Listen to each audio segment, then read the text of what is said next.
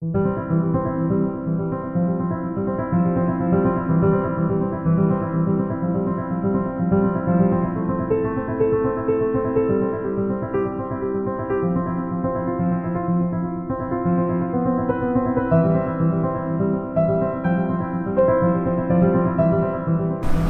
ir Latvijas ekspozīcija Venecijas starptautiskajā arhitektūras bienālē.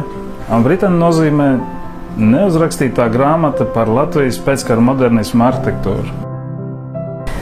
Unwritten ekspozīcija sastāv no 3 daļām. Pirmā ir digitāli vāktā informācija Facebookā.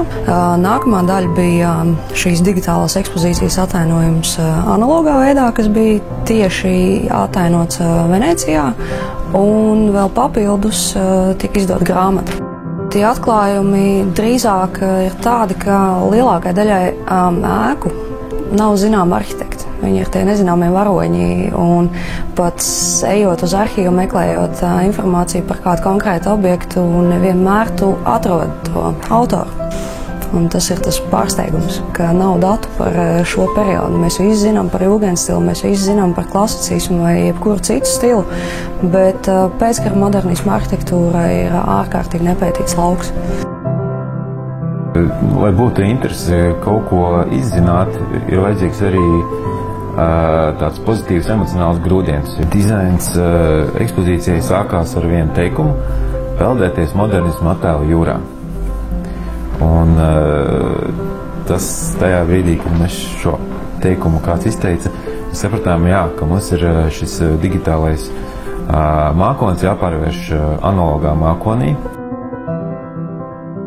Šobrīd pēc ekspozīcijas beigām esam iesnieguši Valsts kultūras pieminekļu aizsardzības inspekcijā pieteikumu 11 objektiem uz kultūras pieminekļa statusu piešķiršanu. Pēdējā informācija tāda, ka aptuveni 6 no šiem objektiem varētu arī tikt iekļauti.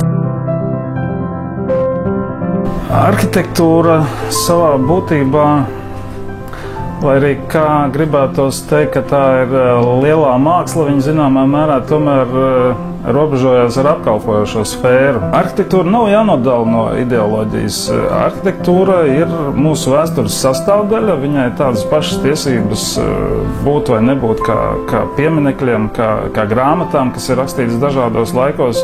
Viņas vienkārši runā par to laiku, kurā viņas ir būvētas. Un tas ir svarīgi, lai nākošās paudzes čupētu kopējo kontekstu.